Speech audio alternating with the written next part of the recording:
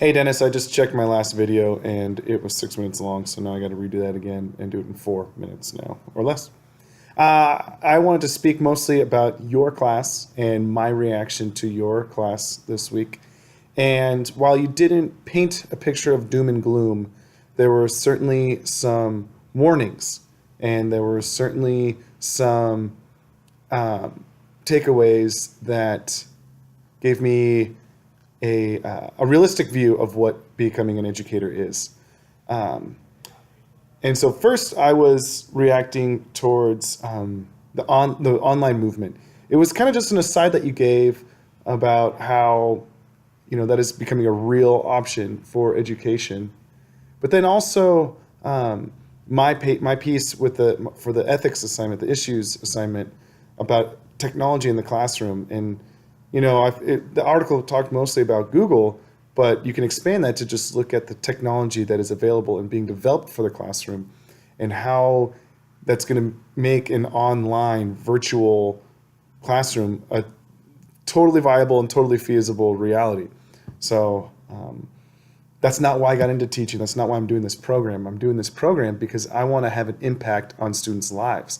I don't even necessarily want to teach them. I want to get to know them and be a role model for them.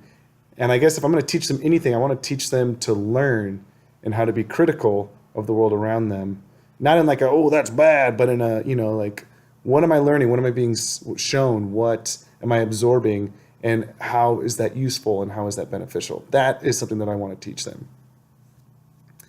And then another thing that kind of took away, especially with the talks surrounding unions, is how much scrutiny teachers are under and how unfair that is.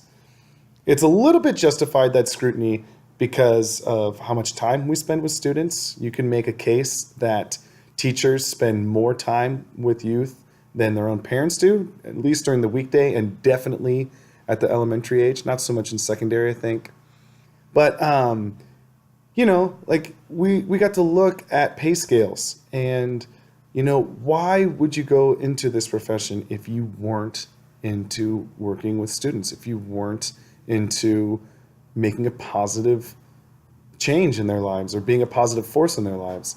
And so to have people see us with that assumption instead of the assumption of, whoa, this person's trying to do some good is really frustrating to hear and also a little frightening because there's a lot of reactionary people, and I think that's what we've been learning with, the cases brought up for homeschooling and for charter schools and this and that people are quicker to be against something than to